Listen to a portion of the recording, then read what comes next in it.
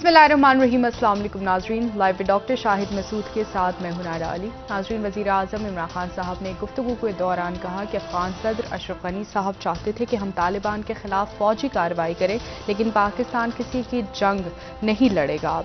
जबकि बिलावल भुट्टो ज़रदारी साहब ने इंदिया दिया है कि कारकुन तैयार रहें, पाकिस्तान में कभी भी आम इंतखाबात हो सकते हैं। दूसरी जानिब इलेक्शन कमीशन ऑफ पाकिस्तान ने इंट्रा पार्टी इंतखाबात ना कराने पर वज़ीर आज़म इमरान खान साहब को शो कॉज नोटिस जारी कर दिए हैं। इस समय दिन भर जो अहम मौज़ूआत रहे हैं उन पर बात करेंगे। हमारे साथ स्टूडियो में मौजूद हैं डॉक्टर शाहिद मसूद। अस्सलाम वालेकुम डॉक्टर साहब। वालेकुम जी, आपको डॉक्टर साहब, बिलावल साहब ने जो इंदिया दिया है कि कारकुन तैयार रहे, आम इंतखाबात कभी भी हो सकते हैं, क्या ऑपोजिशन की या पीपल्स पार्टी की तैयारी है जिसकी वजह से बिलावल साहब आम इंतखाबात की इस वक्त बात कर रहे हैं? ये तो बिलावल साहब ही बताएंगे कि उन्होंने कैसे देखे आम इंतखाबात आते हुए, और कब होंगे और कैसे होंगे और कौन करवाएगा, और इस बारे में मैं तो कोई तज़िया नहीं दे सकता। तो बिलावल साहब खुद ज़्यादा बेहतर इस पर बात कर सकते हैं।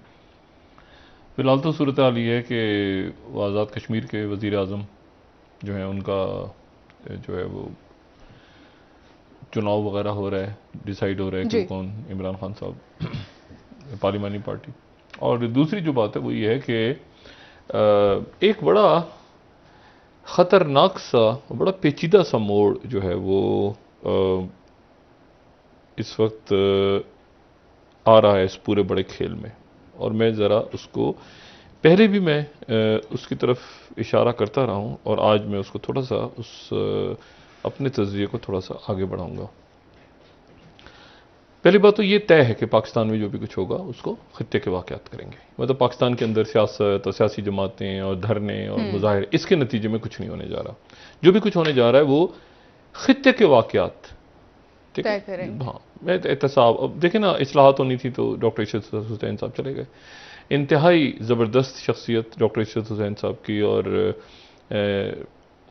ये स्टेट बैंक के गवर्नर भी अक्सर आप कोई नोट वगैरह भी उठाते हैं तो पीछे वो इशरत हुसैन लिखा होता है, साइन उनके जो है। तो ये गवर्नर स्टेट बैंक भी रहे हैं, और उसके बाद ये IBA को इन्होंने हेड किया है, और IBA को इन्होंने हेड किया, और कमाल इनके स्टूडेंट्स वहाँ पे जो इनके बारे में इनको याद करते हैं, और as a governor State Bank भी। और फिर खान साहब के साथ आए थे, और इन्होंने रिफॉर्म्स का जो पूरा पुलिस रिफॉर्म्स और FBR में कैसे रिफॉर्म्स होंगी, वो बड़े ज़बरदस्त आदमी है। मतलब ऐसे मेरा ख्याल है कि चंद अफराद जो कि मुख्तलिफ शोबों में, अताउर रहमान साहब हो गए या इशरत हुसैन साहब हो गए, तो अब वो भी अलग हो रहे हैं, क्योंकि उनको वज़ीर आज़म हाउस में बैठी हुई चंद शख्सियात ने जो है वो इस कदर बेजार किया है।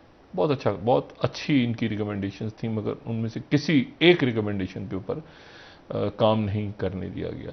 तो उसकी वजह से डॉक्टर इशरत हुसैन साहब, उनकी इज़्ज़त हमेशा वैसे ही रहेगी पाकिस्तान के अंदर भी और बाहर भी, और चंद बड़े नामों में से एक नाम, लेकिन वो जो है उनका वो अपना गालिबन इस्तीफ़ा दे रहे हैं। और इसके साथ ही वो जो मैं बात कहता था कि कोई इस्तिलाहात नहीं होंगी कहीं पर भी, तो उसकी वजह यही थी कि मुझे ये इत्तलात मुसलसल मिल रही थी कि इशरत हुसैन साहब की जितनी भी रिकमेंडेशंस हैं कि पुलिस या कस्टम्स या FBR या मुख्तलिफ शोबों, उसको वज़ीर आज़म हाउस में बैठी शख्सियात जो हैं वो उनको उठा के साइड पर फेंक देती हैं। तो इशरत हुसैन साहब ने बहरहाल अपना काम अच्छा किया, बहुत अच्छा किया, और जहाँ तक वो कर सकते थे उन्होंने किया। लेकिन उसके बाद जाहिर है कि वो फिर उन्होंने अलग होना गालिबन मुनासिब समझा। अब इस पे देखते हैं कि वज़ीर आज़म साहब उनको रोक पाते हैं नहीं। एसेट हैं, इशरत हुसैन साहब बहुत बड़ा एसेट है, वज़ीर आज़म बहुत बड़ा नाम है। मैंने बताया गवर्नर स्टेट बैंक और IBA के हेड, और बिल्कुल आप कहते हैं ना चंद शख्सियत, अताउर रहमान साहब जैसे, जिनको एक्सपीरियंस है अपनी फील्ड का, तो वो एक ही शख्सियत इस टीम में रह गई थी जो कि रिफॉर्म्स कर सकते थे। बाकी तो बहुत से लोग अलग हो गए। तो इनको, और ये चूँकि सियासी आदमी नहीं है, तो इनको रोकना बहुत ज़्यादा ज़रूरी है। इमरान खान, ये शब्बर जैदी आए, वो चले गए, मतलब अब इशरत हुसैन साहब को रोकना इमरान खान साहब के लिए ज़रूरी है। अगर ये चले जाते हैं तो 3 सालों से जो रिफॉर्म्स की सारी बात हो रही थी वो इस मरहले पर ख़त्म हो जाती है। और इन्होंने बड़ा अच्छा मुख्तलिफ अदारों के हवाले से बनाया था। तो एक तो ये बात हो गई। अच्छा, अब जो ख़तरनाक बात है ना, वो ख़तरनाक बात मैं आपको बताता हूँ, लेकिन उससे पहले मैं आपको ये बताऊँ कि भारत में अभी तक ये इस बात की काफ़ी परेशानी है और काफ़ी मायूसी भी है कि वहाँ पे जो सेक्रेटरी ब्लिंकन का दौरा कल हुआ, तो सेक्रेटरी ब्लिंकन ने एक तो चाइना का नाम ही नहीं लिया वहाँ चाइना का जिक्र ही नहीं हुआ। उन्होंने कहा कि ये क्वाड जो है जमहूरियतों के ऊपर एक अलायंस बने, वो कल भी हमने बात की थी, और उन्होंने आज़ादी राय की बात की, उन्होंने माइनॉरिटीज़ के हकूक़ की बात उठा दी, मौसमियाती तब्दीलियों, मौसमियात, क्लाइमेट चेंज बहुत इंपॉर्टेंट इशू है, तो उन्होंने ये सारे इश्यूज उठाए। और क्लाइमेट चेंज पे तो पाकिस्तान को भी आगे जाके बहुत संजीदा होना पड़ेगा, क्योंकि दुनिया भर में जो बड़ी तब्दीलियाँ आ रही हैं क्लाइमेट चेंज की वजह से, तो हमें उसके लिए जो जनरेशन जी है उसके लिए ये बहुत बड़ा मुसीबतों का पहाड़ आगे लेके ये आएगा इशू, अगर इसको हमने हैंडल नहीं किया तो।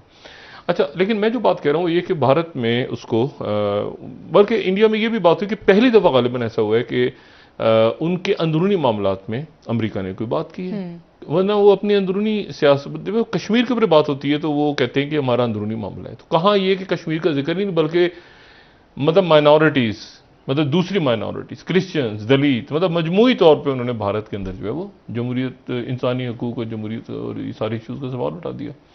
भारत जो है वो अमेरिका का स्ट्रेटेजिक पार्टनर है, लेकिन भारत के अंदर ये बात मैं बहुत पहले से कर रहा हूँ, मैं दोबारा कर रहा हूँ कि उन्होंने किस हद तक जाना है अमेरिका के साथ और किस हद तक नहीं जाना, ये फैसला उनके लोग, जाहिर है कि उनके जो भी स्ट्रेटेजिस्ट हैं वो खुद करेंगे। और चाइना जो है वो अमेरिका जाहिर है कि चाइना के अगेंस्ट चाहता है इंडिया को, ये बात मैं पहले बार बार कह चुका हूँ कि अफगानिस्तान में वो नहीं चाहता रोल, जब ज़रूरत होगी तो वो इंडिया से कह देंगे, लेकिन इस वक्त उनको इंडिया अफगानिस्तान में नहीं चाहिए। क्यों नहीं चाहिए, अब ये एक सवाल खड़ा होता है और ये बड़ा खौफनाक सवाल है। इसका खौफनाक सवाल है और खौफनाक जवाब है और हसास जवाब है, इसलिए मैं बहुत मुहतात अंदाज में दूंगा। अच्छा, इंडिया में जो है वो आप यूं देखें कि आने वाले दिनों के अंदर इंडिया अगर बहुत ज़्यादा, मतलब भारत एक फैसला कौन मरहले पे खड़ा है कि कहाँ पर उसने ये क्वाड और अमेरिका के साथ और ये सारा, और कहाँ तक वो, क्योंकि ये जो लद्दाख के इलाके हैं और अरुणाचल प्रदेश है और उसके बाद जो सिक्किम है और ये सारा, ये तो चाइना, जैसे तिब्बत में तो शी जिनपिंग खुद आके चले गए और तिब्बत को तो बिल्कुल वो कहते हैं ना कि रेड लाइन है, और वहाँ पे हमें पता ही है कि वहाँ पे 50 की दिहाई से जो सीआईए का ओपन, हम इसको डिस्कस कर चुके हैं कि सीआईए का गेम जारी था। लेकिन इशू ये है कि अब वो वहाँ पर वो तिब्बत की जो जलावतन हुकूमत के अगले सिंगयोंग हैं, यानी अगले सरबराह हैं, उनसे उनकी मुलाकात हुई और सिविल सोसाइटी की इजलास में भी हुई और उसके बाद कुछ देर अलग भी हुई सेक्रेटरी ब्लिंकन की नई दिल्ली में। तो ये बड़ा सिंबल है कि उन्होंने, अगर आप मुझसे पूछें कि उन्होंने अलहदा मुलाकातें किन लोगों से की, तो मैं कहूँगा कि जी मोदी साहब से की, उन्होंने अजीत डोवाल से की, उन्होंने जयशंकर साहब से की, और उन्होंने जो तिब्बत के अगले उनके सरबराह हो सकते हैं, यानी दलाई लामा तो उनके मजहबी रूहानी हैं जो उनके नीचे। अच्छा, अब आ जाएं कि अफगानिस्तान के अंदर कैसे, मैं किस तरह से, देखें इसका जवाब थोड़ा सा हसास है कि अगर इंडिया को रोल नहीं दिया जा रहा अफगानिस्तान में, तो किसको रोल दिया जा रहा है? मतलब अफगानिस्तान में फिर कौन सा मुल्क ऐसा होगा जो एक रोल प्ले करेगा बड़ा, ठीक है? और जाहिर है कि वहाँ पर ये बात करने से पहले मैं आपको सिर्फ ये बात बता दूं, और इसको मैं बहुत ज़रूरी बात समझता हूँ बताना, कि अगस्त में वस्ती एशिया के पास बिल्कुल, ये अगर आप, मुझे नहीं पता कि आज हमारे पास नक्शा रेडी है या नहीं, लेकिन हम इस पर डिटेल में बात करेंगे, लेकिन ये है कि बिल्कुल जो शिंगजुआ का इलाका है चाइना का, जो कि शिंगजुआ का इलाका है चाइना का, जो कि शुमाली चाइना का इलाका है, और ये वो इलाका है जो कि मशरिकी, ये देखें ये बिल्कुल शिंगजांग के साथ, और ये वो इलाका है जहां पर वेस्टर्न थिएटर ही काम करता है, पीएलए का वेस्टर्न थिएटर, यानी वो वेस्टर्न थिएटर जो कि लद्दाख में इन्वॉल्व है, सबसे बड़ा जो वेस्टर्न थिएटर है, जो हम पहले बात कर चुके हैं, वेस्टर्न कमांड थिएटर उनका सबसे बड़ा, जो कि तिब्बत और ये सारा इस पूरी, वही वेस्टर्न कमांड जो है वो वस्ती एशिया को भी देखता है। सही। क्योंकि बाकी तो उधर चला गया ना, नॉर्दर्न कमांड तो मंगोलिया की तरफ चला गया, तो ईस्टर्न कमांड तो साउथ एशिया, साउथ चाइना सी की तरफ चला गया, तो सदर्न कमांड नीचे। तो वेस्टर्न कमांड सिर्फ इंडिया को नहीं देख रहा, वेस्टर्न कमांड सेंट्रल एशिया को भी देख रहा है। अब ये जो वेस्टर्न कमांड है, ये वेस्टर्न कमांड के अंडर उनका जो एक सूबा है चिंगजुआ, जो अभी नक्शे में दिखाया, वहां पर अगस्त के पहले हफ्ते में यानी चंद दिनों में फौजी मशकें हो रही हैं। और फौजी मशकें किसके साथ हो रही हैं? यानी समंदर में नहीं, ये जमीनी इलाका है। जी जी, ठीक है ना, ये मतलब पहाड़ी और मैदानी इलाका है। तो यहां पे बड़ी फौजी मशकें हो रही हैं, और ये फौजी मशकें हो रही हैं रूस के साथ, रशिया के साथ। ठीक है, और रशिया के साथ, अब रशिया और चाइना अगर यहां एक्सरसाइजेस कर रहे हैं तो जाहिर है कि सामने उनके वस्ती एशिया है, और इंडिया तो नहीं होगा इतना, लेकिन चलें यहां एक्सरसाइज हो रही है। लेकिन मैं आपको असल जो बात है उसकी तरफ आता हूं। देखें, थोड़ी सी तारीख और फिर उसके बाद वो जो एक हसास बात है वो मैं करूंगा। तारीख ये है कि इंसानी तारीख और इस खत्ते की तारीख, एक तो हम जानते हैं कि ग्रेट गेम यहां पे खेला गया, और ग्रेट गेम जो था वो ये था कि ऊपर ज़ारे रूस था जी, और नीचे सल्तनत बरतानिया थी। ठीक है, अच्छा, जब सल्तनत बरतानिया थी तो साथ ही सल्तनत उस्मानिया भी थी। तो सल्तनत रूस, जो जार वाला रूस था, उसकी इन दोनों सल्तनतों से एक तरह से मुख्तलिफ महाजों पे लड़ाई थी। ठीक है ना, तो एक जो लड़ाई थी वो बरतानिया के साथ जो थी, क्योंकि बरतानिया का ख्याल था कि ये रूस जो है ये आगे बढ़ के अफगानिस्तान, वस्ती एशिया में आएगा, वस्ती एशिया से घुसेगा अफगानिस्तान में, अफगानिस्तान से घुसेगा इंडिया में, और हमारे हाथ से पूरा का पूरा निकल जाएगा, क्योंकि रूस फैल रहा था उस वक्त, ज़ारे रूस वाला रूस जो है।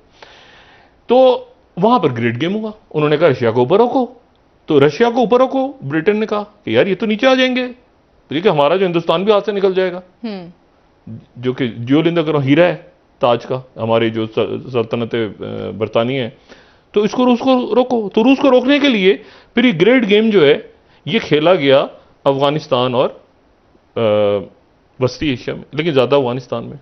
ठीक है, और उसमें बरतानिया कामयाब हो गया कि रूस को वहां रोक ले। अच्छा, और लेकिन उसमें आप समझें कि उसके नतीजे में इतना नुकसान हुआ कि वो कहते हैं कि पहला जो ग्रेव यार्ड और एम्पायर्स में पहली जो ग्रेव थी वो सल्तनत बरतानिया की थी। ठीक है, उसके बाद दूसरी जो ग्रेव है वो सोवियत यूनियन की हुई, और तीसरी जो खबर है ग्रेव यार्ड ऑफ एम्पायर्स, तो तीसरी जो है फिर अमेरिका यहां से निकल गया। मैं इससे मुत्तफिक नहीं हूं कि अमेरिका निकल गया, और अमेरिका मौजूद है। अमेरिका ने अपनी वो थोड़ी सी बस अपनी पोजीशन जो है वो आगे पीछे दाएं बाएं, स्ट्रेटेजिक रिट्रीट आगे पीछे बिल्कुल। अच्छा, अब इसमें इशू ये है कि एक तो इंडिया का रोल जो है वो चाइना के अगेंस्ट आगे जाके तल्ख होने जा रहा है, क्योंकि इंडिया इसके बाद जो है वो जाहिर है कि डिसएंगेजमेंट की बात हो सकता है, चाइना उनको थोड़ा सा इस मरहले पे इंडिया को रिलीफ दे। ये बात बड़ी इंपॉर्टेंट है, रिलीफ दे, इंडिया को रिलीफ दे, कि इंडिया जो है वो अपने आप को अमेरिका से दूर करे, अभी भी मौका है। ठीक है, लेकिन वो ये बड़ा ट्रिकी गेम है। मैं आपको बताता हूं कि मैं ये बात क्यों कह रहा हूं। और उसके नतीजे में अमेरिका जो है वो अमेरिका से दूर हो, और फिर उसके बाद और अगर ऐसा नहीं होता तो चीन दबाएगा प्रेशर। और अच्छा, अफगानिस्तान जो है ना, उसमें जो अब बात मैं कह रहा हूं, अब ये इंपॉर्टेंट है। मैं बड़े दिनों से आपसे ये बात पहले भी कह चुका हूं कि तारीख में जो बड़ी सल्तनतें रही हैं उनमें से एक सल्तनत उस्मानिया रही है। जी बिल्कुल। और सल्तनत उस्मानिया की, एक तो सल्तनत बरतानिया की जंग हुई ना रूस से, तो ग्रेट गेम हुआ है। जो सल्तनत बरतानिया की लड़ाई, सल्तनत उस्मानिया की लड़ाई हुई है ना रूस के साथ, सल्तनत रूस के साथ, जो 12 जंगें हुई, और 12, मैं हमेशा कहता हूं 12 में से 10 जंगें सल्तनत उस्मानिया हार गई, और एक और 2 जंगें जो है वो जीती। और उन जंगों में भी इसलिए जीती कि उनकी मदद के लिए यूरोप आ गया था। ठीक, यूरोप सल्तनत उस्मानिया की मदद के लिए आ गया था। यानी इस तरह की सूरत हाल थी कि यूरोप को डर था कि कहीं ये रूस आगे ना बढ़ जाए। ठीक है, तो ये 16वीं सदी से लेकर 20वीं सदी तक हुआ। अच्छा, उसके नतीजे में क्योंकि सल्तनत उस्मानिया फिर कमज़ोर होती गई, इधर से भी लड़ाइयाँ हो रही हैं, उधर से साजिशें हो रही हैं, इधर, तो फिर उसके टूटने में रूस का बहुत बड़ा हाथ है। सल्तनत उस्मानिया के टूटने में रूस का बहुत बड़ा हाथ है, ठीक है।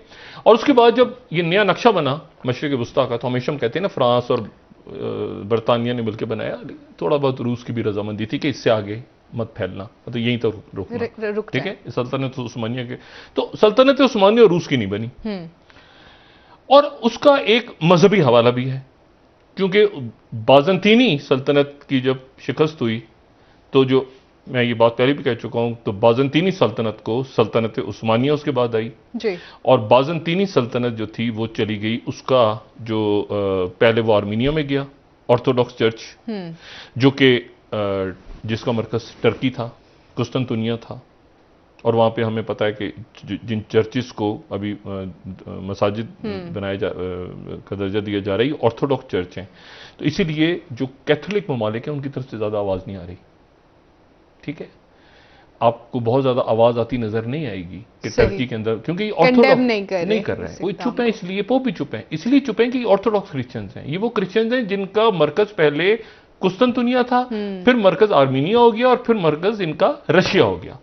प्यूटन जहां पे ऑर्थोडॉक्स चर्च को हेड करते हैं, तो ये ऑर्थोडॉक्स चर्च वो है जिसको अमेरिका या पोप या ब्रिटेन नहीं, आपने कभी नहीं सुना होगा ना कि चर्च को मस्जिद बना दिया तो उसमें बहुत ज्यादा एहतजाज हो रहा है, ना ना ना ना ना, बस मुनासिब सा थोड़ा सा बयान, मुजम्मती बयान खत्म।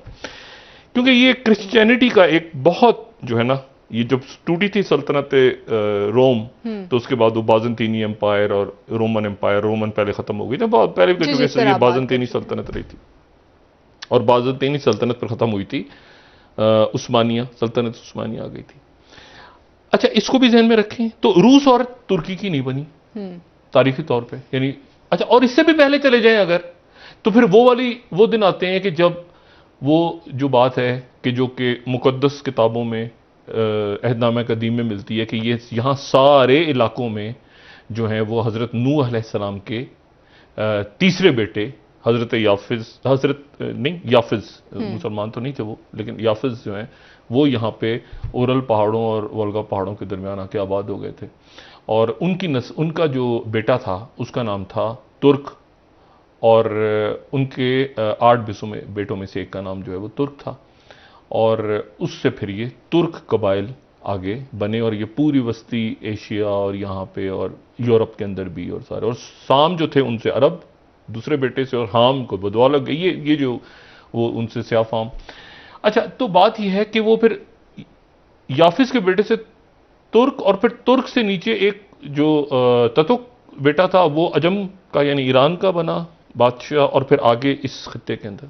अच्छा, इसके ऊपर जो है वो बहुत ज़्यादा मटेरियल मौजूद भी है, हम बात भी कर चुके हैं, वो तारीखी हवाले भी दिखा चुके हैं इससे पहले, कि जिसमें वो एक अरबिक जो पुराना एक नुस्खा है 14वीं सदी का, और जिसमें वो पूरा बताया गया है कि ये अफरासायाब जो है ये आगे बेटा याफिस का था, पूरा बिन करते करते वो आगे चले गए हैं, और इसके ऊपर ईरान इस बात को नहीं मानता, ईरान के अंदर ये तारीख नहीं बताई जाती, पाकिस्तान में भी तारीख नहीं बताई जाती, लेकिन तुर्क और वस्ती एशिया में ये तारीख जो है वो अपनी जगह मौजूद है।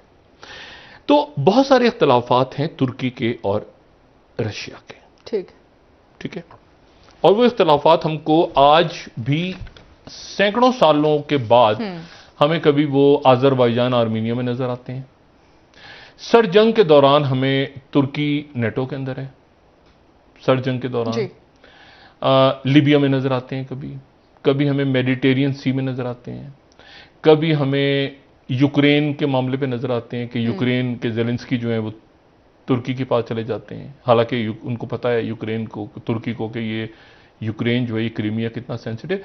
तो ये सैकड़ों सालों की, हजारों सालों की, शायद मुझे नहीं पता कि सैकड़ों कहना चाहिए हजारों, लेकिन ये कि सैकड़ों सालों की तो ये तारीख एक है कि सल्तनतों के दरमियान एक वो जो कहते हैं एंडलेस वॉर, मतलब बाइडन जो है वो एंडलेस वॉर्स को खत्म करवाने निकले हैं, बाइडन के अच्छे भी नहीं करवा सकते, एंडलेस वॉर्स जो है वो चल रही हैं, ये एंडलेस खत्म हो गया कश्मीर का मसला, ये चाइना और ये जो इंडिया के दरमियान सरहदों का मामला ये खत्म हो गया। ये एंडलेस वॉर्स खत्म नहीं होती, ये खामोश हो जाती हैं कुछ अरसे के लिए। तिब्बत खत्म खामोश हो रहा ना कई साल, लेकिन ये अपनी जगह, वो कहते हैं ना, जिसको मैं लफ्ज इस्तेमाल करता हूं, बरिड अलाइव, कि ये जिंदा दफन हो जाते हैं इश्यूज। ये मरे नहीं होते, जिंदा होते हैं और बरिड अलाइव हो जाते हैं और अपनी निकल आते हैं भूत बनकर।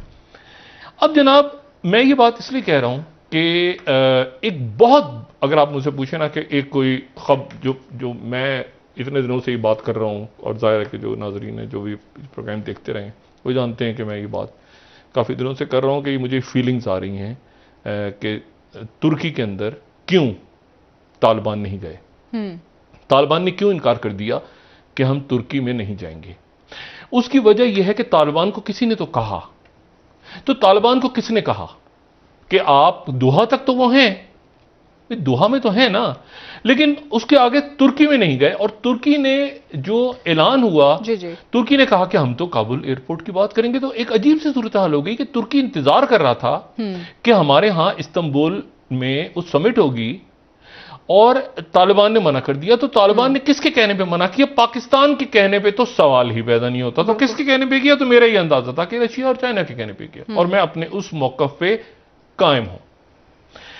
और मैं उस मौकफ, अब ये बहुत इंपॉर्टेंट बात है कि जो मैं इससे आगे कहने जा रहा हूं, यानी इसमें इशू ये है सारा कि मैं ये बात अब क्यों कह रहा हूं, इस बात की कोई वजह। एक तो यह है कि वस्ती एशिया के जितने ममालिक हैं, ये ममालिक चूंकि शामिल नहीं हो सके सल्तनत उस्मानिया, ये बफर का रोल प्ले करते रहे, या मुख्तलिफ, मतलब ये वो इलाके हैं जहां ग्रेट गेम हुआ। और एक बार फिर ये एक थिएटर ग्रेट गेम का ये भी है। मुख्तलिफ थिएटर्स तो मैं हमेशा वस्ती एशियाई, उज़्बेकिस्तान और ये जितने ममालिक हैं, ब्रादर ममालिक, हमारे पड़ोसी ममालिक, इनका बड़ा इंपॉर्टेंट रोल है। और इनका कल्चर, इनकी ज़बान, इनका पाकिस्तान की सकाफत पे असर, बल्कि पाकिस्तान नहीं बरे सगीर की सकाफत पे असर। अब जनाब कौन है फिर जो आएगा अफगानिस्तान में? ये कौन है? कोई तो है ना जो अफगानिस्तान की सिक्योरिटी को संभालेगा आके। तो इतने दिनों से तसलसल के साथ जो बात आगे चल रही थी, उसी को थोड़ा सा आगे बढ़ाते हैं। और सबसे बड़ा जो अखबार है टर्की का, one of the biggest newspapers, Daily Sabah की एक छोटी सी खबर को यहां पे उस पर जरा रोशनी डालते हैं। और वो खबर यह है कि NATO launches military training for Afghan special forces in Turkey। अच्छा, अशरफ गनी हुकूमत के मातहत काम करने वाली अफगान फौज जो कि तालिबान से लड़ रही है, उसने अपनी फौजी तरबियत का आगाज कर दिया है तुर्की में, नेटो के अंडर। ठीक। इस खबर को की जरा गहराई में जाएंगे तो अंदाजा होगा ये कितनी बड़ी खबर है। यानी वो फौज जो कि अशरफ गनी साहब, जो कि काबुल एयरपोर्ट को, जिसको तालिबान ने कहा कि हम नहीं आने देंगे और आप यहां से चले जाएं। तुर्की नेटो का मेंबर है, हमारा बरादर मुल्क है, लेकिन तुर्की अब तालिबान नहीं जा रहे, लेकिन नेटो की फौज के अंडर टर्की जो है वहां पे अफगानिस्तान के फौजी ट्रेनिंग के लिए पहुंच गए। ठीक है। और उस ट्रेनिंग का मकसद यह है कि आगे जाके वो काबुल के हामिद करजई एयरपोर्ट को सिक्योर करेंगे। अच्छा, अब इसमें तालिबान जो हैं, एक तो हो गया ना रशिया और चाइना, लेकिन फिर यहां पे तालिबान का एक अपना इशू भी है। और वो इशू तालिबान का ये है कि 2001 में जब अमेरिका ने आज से 20 साल पहले हमला किया अफगानिस्तान पे, 9/11 के बाद 8 अक्टूबर को कारपेट बॉम्बिंग और ये सारा शुरू हुआ, उसके कुछ दिन के बाद ये हुआ कि बहुत बड़ी तादाद में जो शुमाली इत्तेहाद, उसमें नॉर्दर्न अलायंस था, तो वहाँ पर तालिबान और उनके साथ उज़्बेक भी थे, पाकिस्तानी भी थे, चेचन्स भी थे, उन्होंने वहाँ पे हथियार डाल दिए। और अमेरिकन्स जो थे वो ज़ाहिर है कि नॉर्दर्न अलायंस के साथ थे, तो उन्हें वहाँ पे गुंदूज के इलाके में गिरफ्तार किया। और बहुत बड़ी तादाद थी, कोई मेरे ख्याल से 7-8 हज़ार लोग थे, और उनको फिर कंटेनर्स में जो है वो किला जंगी की तरफ ले जाना था। और फिर शबर खान का इलाका है जो कि जनरल रशीद दोस्तम, और वहाँ पर जो है वो एक एक कंटेनर के अंदर बयान होता है कि कोई 200-300 के करीब लोग एक कंटेनर में थे और वो सरेंडर कर चुके थे। तो जब वो खोले गए कंटेनर्स तो उसमें उनको पानी नहीं दिया गया। तो ये उस वक्त, क्योंकि मैं ये न्यूज़ में कवर कर चुका हूँ, मुकम्मल तौर पे कवर कर चुका हूँ, मुकम्मल तौर पे इस पे कई रोज़ तक इसके ऊपर बात भी हुई थी। मैं अपने व्यूज़ ऑन न्यूज़ में इसको मुकम्मल तौर पे कवर कर चुका हूँ 2001 में। उसमें ये हुआ था कि कंटेनर्स के अंदर जब लाशें निकाली गई थी बाहर कंटेनर्स में से, तो कई ऐसी लाशें थीं कैदियों की कि जो अपना पसीना पानी की तलाश में पसीना चाटते हुए जो मर गए थे और उनके हाथ बंधे हुए थे और कंटेनर्स को खोला नहीं गया था।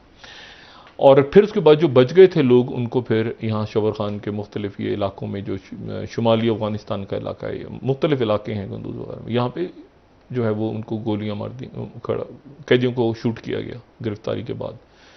उसमें उज़्बेक भी थे, उसमें पाकिस्तानी भी थे, और उसमें जो आप समझें कि उसमें पश्तून भी थे।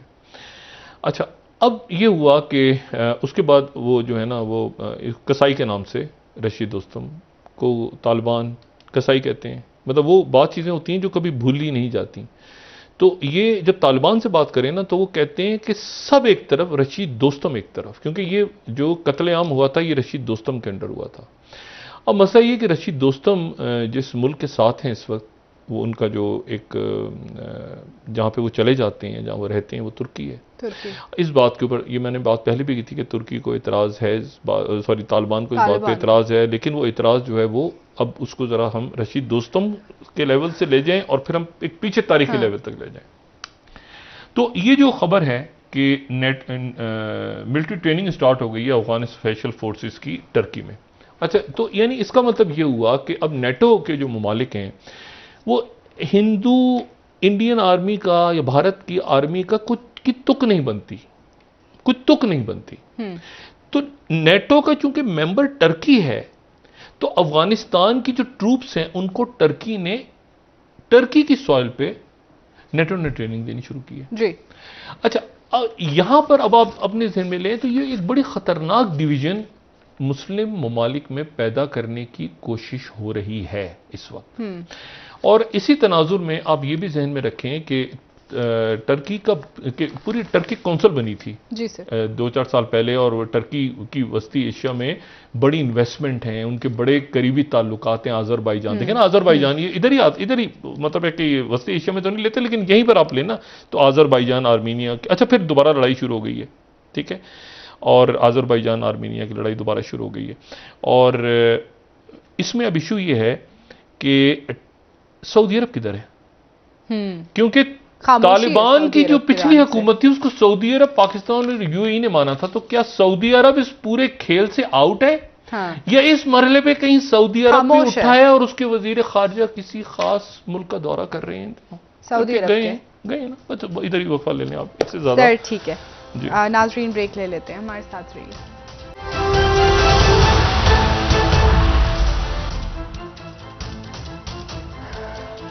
वेलकम बैक नाज़रीन। जी डॉक्टर साहब, वज़ीर आज़म साहब ने जो कहा है कि सदर अशरफ गनी साहब चाहते थे कि हम तालिबान के खिलाफ फौजी कार्रवाई करें, क्या यही वजह थी नाराज़गी की जिसके बाद कॉन्फ्रेंस भी उसके बाद कैंसिल कर दी गई पाकिस्तान में?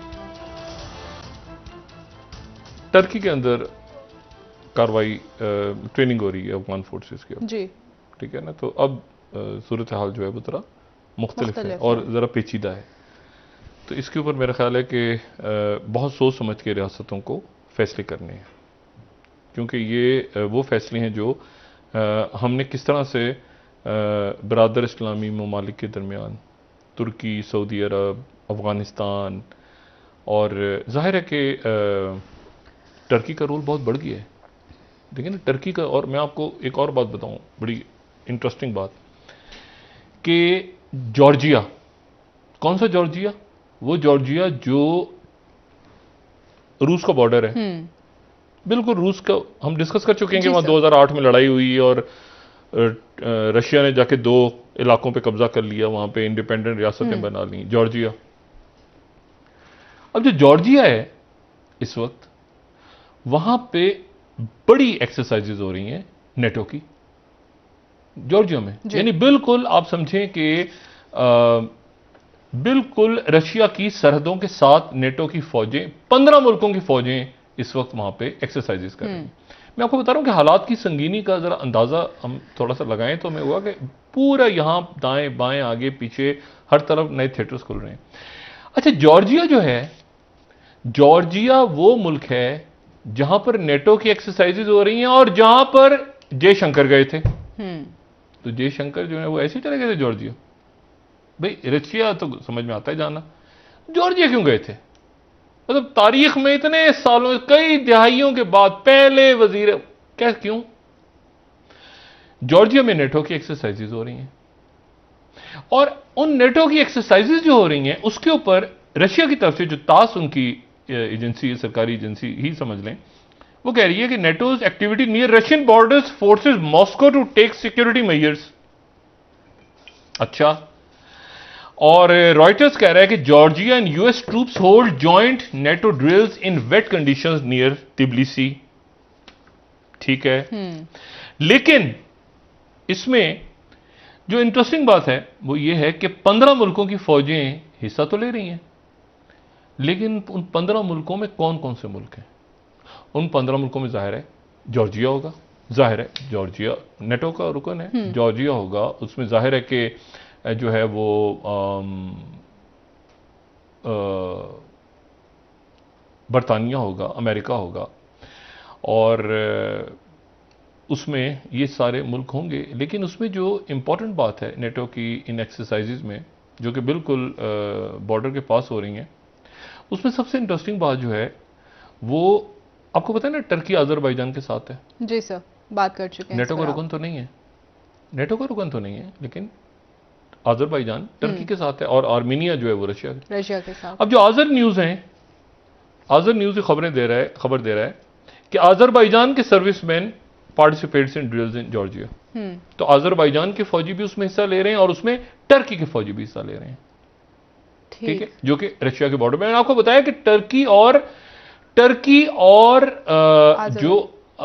और रशिया के दरमियान एक तारीखी तलखी है जो कि खत्म नहीं हो सकती। तो ये जो एक्सरसाइजेज हो रही हैं जॉर्जिया में, इन एक्सरसाइजेज के अंदर जो है वो टर्की की फौज भी है और टर्की अपने साथ अजरबैजान को भी ले गया है। अब अजरबैजान को जब ले गया है तो इसी दौरान अजरबैजान और आर्मीनिया की लड़ाई फिर शुरू हो गई है। और अब अगर लड़ाई हुई, खुदा ना खास्ता इन दोनों मुल्कों के दरमियान, तो रशिया पूरी ताकत के साथ अजरबैजान की तरफ बढ़ जाएगा। पहले तो आर्मीनिया को शिकस्त हो गई थी ना एक तरफ से, तो पत्ते इतने खुले नहीं थे। अब लेकिन वो आर्मीनिया को शिकस्त नहीं होने देगा टर्की, और टर्की ने मजीद अपनी फौजें और सारे और जो पाइपलाइंस और ये जो रशिया आर्मीनिया को शिकस्त नहीं होने देगा अब इस दफा। और रशिया की फौज अमन फौज के तौर पे मौजूद है ऑलरेडी, उसमें इजाफा होता जा रहा है, वो अमन फौज है, ऑलरेडी मौजूद है। यानी वो नगोर्नो काराबाग और वो जो इलाका है वहां पे रशिया मौजूद है ऑलरेडी। रशिया अमन का किरदार अदा करने के लिए अपनी फौजें उतार चुका है। पीस कीपर मैंने बात पहले की थी ना कि प्रॉक्सी वॉर्स में पीस कीपर्स का भी बड़ा रोल होता है। मॉरिशस का पीस कीपर्स, एनजीओज, प्रोपेगेंडा, ये सारा, तो इसमें पीस कीपर्स का बड़ा रोल होता है। अच्छा, सिविल सोसाइटी, मुजाहिरे, मैं सबको नहीं कह रहा, लेकिन ये नाम बड़े चलते हैं इसमें पूरे। ठीक है, अच्छा, अब इसी दौरान अब आप एक चीज और देखें, ये बड़ी इंटरेस्टिंग डेवलपमेंट है कि वस्ती एशिया के पास रशिया और चाइना एक्सरसाइज शुरू कर रहा है। वस्ती एशिया से थोड़ा ऊपर जॉर्जिया में नेटो की एक्सरसाइज शुरू हो गई और अफगानिस्तान की फौजें टर्की में ट्रेनिंग के लिए पहुंच गई। ठीक, अब मुझे बताएं कि अगर यानी वहां पर अगर आपको नजर आए मुस्तकबिल में अपनी फौजें जो ट्रेनिंग ले रहे हैं टर्की में, वहां पे आपको अफगानिस्तान के नेशनल सिक्योरिटी एडवाइजर नजर आए अपनी फौज को ट्रेनिंग देती फौज की हौसला अफजाई करते हुए, तो पाकिस्तान की क्या पोजीशन होगी? ठीक है, तो टर्की जो है उसने एक पोजीशन ली और वो पोजीशन टर्की जो है टर्की बैलेंस करता रहा है। अब टर्की के लिए भी बड़े इंपॉर्टेंट फैसला को लम्हात आ रहे हैं क्योंकि S-400 उन्होंने लिया है रशिया के साथ, लेकिन अब वो चूंकि यूक्रेन से लेके और लीबिया से लेके और सीरिया से लेके और फिर तारीख रशिया से उनकी एक रही है, तो इस मरहले पे तो बाइडेन क्यों मिला जाके अर्दोगान से मतलब बाइडेन आपके ख्याल से ऐसी मुलाकात हो गई? इसके पीछे पूरा एक रियासतें तवील और मुद्दती प्लानिंग के किस तरह से करना है और क्या, जिन रियासतों में नून में से शीन नहीं निकल रही, जो संजीदा फैसले कर रहे हैं, जहां पे रहनुमा और जहां पे इस तरह की बातें, ये इलेक्शन और ये होगा और क्या कैसे होगा और क्या होगा, मतलब जहां पर और बड़े इश्यूज हैं।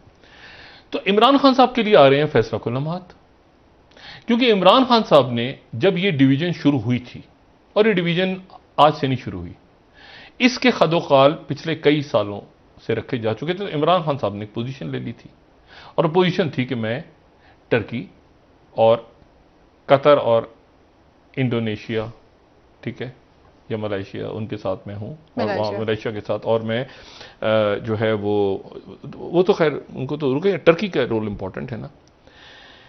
तो अब क्योंकि वहां पर टर्की में अफगान फोर्सेस की ट्रेनिंग शुरू हुई है, तो अब खान साहब को एक पोजीशन लेनी होगी इस हवाले से, और पाकिस्तान को भी लेनी होगी कि आप किधर हैं, क्योंकि रशिया जो है वो इसके, चाइना ने एंडोर्स कर दिया तालिबान को बुला के जी।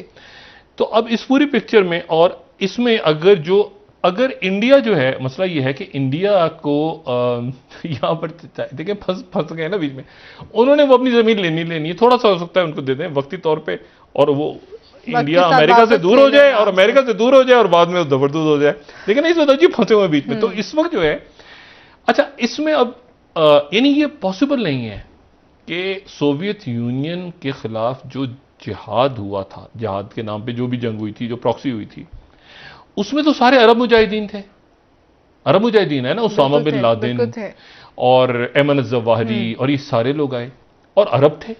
फिर तालिबान आया तो सऊदी अरब ने माना उनको, उनकी हुकूमत को, और यूएई ने माना। तो इस मरहले पे सऊदी अरेबिया और यूएई जो ट्यूनिस के अंदर तब्दीलियों से लेके और पूरे इस्लामिक, तो वो आपके ख्याल से खामोश होंगे? नहीं, उनका खास मरहले पे एक रोल। अच्छा, ईरान की पोजीशन क्लियर होनी है अभी, लेकिन बज़ाहिर ये लग रहा है कि सऊदी अरब खामोश है। ईरान और तुर्की की भी आपस में कोई अच्छे नहीं रहे ना तारीखी ताल्लुकात। हाँ। मतलब ईरान और तुर्की, अभी ये देखना है कि क्या ईरान तुर्कियों के, ईरान जो है वो एक बड़ी पावर है, और ईरान जो है वो देखना यह है कि उसकी, आपने देखा होगा वो तालिबान ने अभी तक जिन वज़राए खारजा से मुलाकात की है, उसमें एक तो चाइना के वजीर खारजा हो गए, फिर वो रशिया गए, फिर वो ईरान भी गए, फिर वो दोहा भी गए, ऐसे हुआ ना। ट्रंप ने तो पिछले साल कहा था मेरे पास आ जाओ, याद है? उसने कहा था साइन हो रहा है, पता नहीं उसने ब्लफ किया था या वाकई उसको बताया गया था, उसने कहा था कि मुआहिदा वगैरह साइन हो जाए, मैं तालिबान को यहां बुलाऊंगा, आपको याद होगा तालिबान को बुलाने की, लेकिन तालिबान वहां से जाने से पहले वो जाके चाइना एक पोजीशन लेकर आ गए अपनी। अब सवाल यह है कि दोहा में मुज़ाकरात अब होने हैं, अब ये इस पॉज के बाद कि जब सऊदी वजीर खारजा के हवाले से डॉक्टर साहब जी बात कर रहे थे, सऊदी वजीर, नहीं, सऊदी वजीर खारजा ने दौरा किया ना पाकिस्तान का, तो सऊदी वजीर खारजा भी, मतलब सऊदी अरब भी एक पोजीशनिंग तो लेगा ना इस पूरे रीजन में। सऊदी अरबिया एक बड़ी यूएई पोजीशनिंग लेगा, बाकी मुल्क लेंगे, अरब ममालिक हैं सारे। और इसके ऊपर यहां पर यह देखना है सिर्फ कि ईरान की क्या पोजीशनिंग होती है, और चाइना और रशिया जो है वो यहां पे खुल के सामने आ गए, और खुल के सामने आए हैं वो, क्योंकि उनके बॉर्डर पे नेटो की एक्सरसाइज, इससे पहले वो नेटो की एक्सरसाइजेज जो यूक्रेन के ये ब्लैक सी में हुई थी, जिनके ऊपर फायर वगैरह खोले थे रशिया ने, और चाइना साथ, और चाइना और रशिया मिलकर दोनों वेस्टर्न थिएटर के अंदर एक्सरसाइजेज कर रहे हैं। यानी ये वेस्टर्न थिएटर की एक्सरसाइजेज जो है ये वो साउथ चाइना सी के लिए नहीं है, ये यहां पे, और ना ही इंडिया के लिए। इंडिया के लिए क्यों होंगे? इंडिया के लिए तो वो काफी है ना, वो जो लद्दाख वगैरह में चल रहा है, ये हो रहा है सेंट्रल एशिया के लिए एक्सरसाइजेस, ठीक है।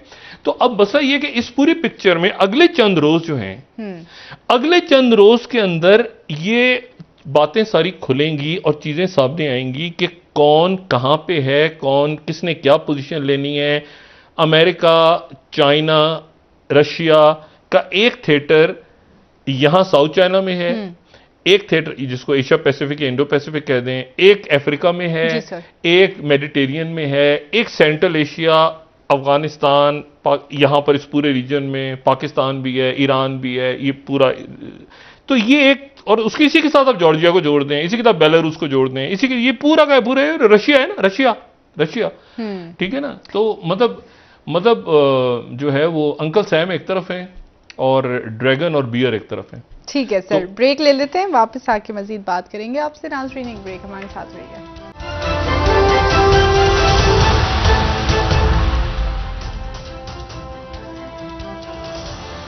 वेलकम बैक नाज़रीन। जी डॉक्टर साहब, नूर मुकद्दम के मामले पर जो पेशरफ्त अभी तक हो रही है, सामने आई है, क्या समझ रहे हैं कि क्या इस केस के हतमी नताइज हमारे सामने आएंगे या ये एक और मासूम मजलूम के साथ हम इस तरह से नाइंसाफ़ी होता देख सकेंगे आने वाले दिनों में? या देखिए, एक तो मैं पहले इस वाक़े पे आने से पहले आपको सिर्फ उस पिछले अपने मौजू को क्लोज करूँ कि कितनी अहम घड़ी हैं इस वक्त कि भारत को, अमेरिका को, रशिया को, चाइना को, अफ़गानिस्तान को, ईरान को, इस्लामी ममालिक को, यूरोपीय ममालिक को, ये साउथ ईस्ट एशिया के मुल्कों को कितनी अहम फैसला करना है, बैलेंसिंग कैसे करनी है, कैसे संभल के चलना है, किसी के साथ तिजारत है, किसी के साथ जो है वो फौजी महादाराई हो रही है, न्यूट्रल कैसे रहना है अपने आप को, मतलब ये एक बड़ा इशू खड़ा हो रहा है पूरे खत्ते में। अच्छा, ये जो आपने बात की ना कत्ल का, देखें ये एक इस्लामाबाद में ऐसा हुआ नहीं है। सुना है कि 1985 में कोई वाक़या ऐसा हुआ था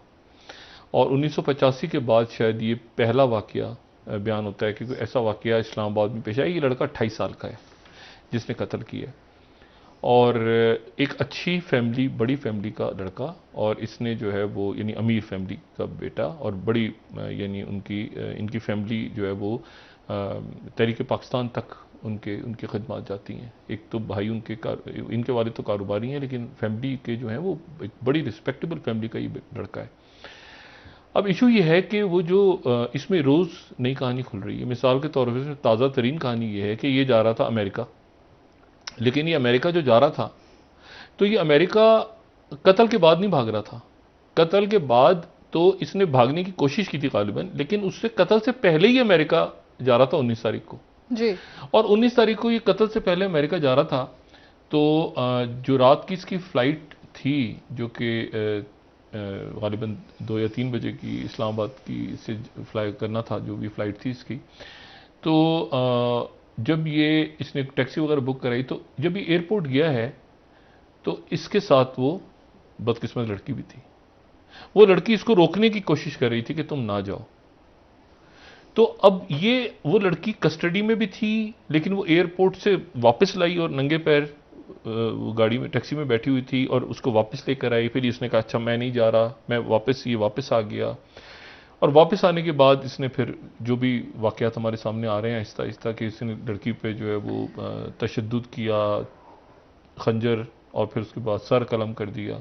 और इशू इसमें दूसरा जो आ रहा है वो ज़्यादा अजब सा है, वो ये है कि इस दौरान ये अपने घर वालों से गुफ्तगू करता रहा और कत्ल करके जब यानी बीहेडिंग हो गई थी, सर कलम हो गया था, तो उस दौरान भी और उसके बाद भी इसकी अपने वालिदैन से बात होती रही है।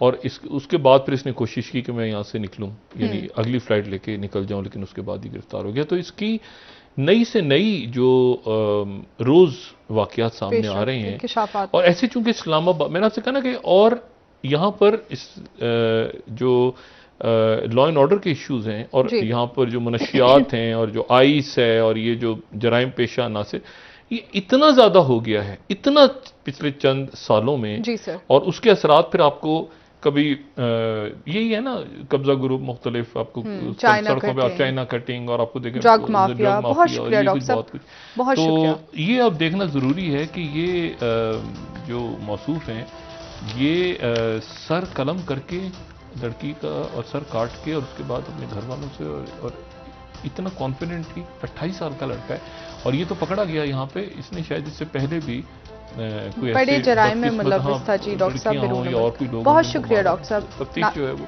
जी ठीक है। नाज़रीन, प्रोग्राम का वक्त खत्म हुआ, कल इंशाल्लाह दोबारा आपसे मुलाकात होगी। मुझे नाइला अली को इजाज़त दीजिए। अल्लाह हाफ़िज़। जी डॉक्टर साहब, अपना दोस्तों रिश्तेदारों के दोनों के लोगों का सब ख्याल रखिएगा। अल्लाह हाफ़िज़।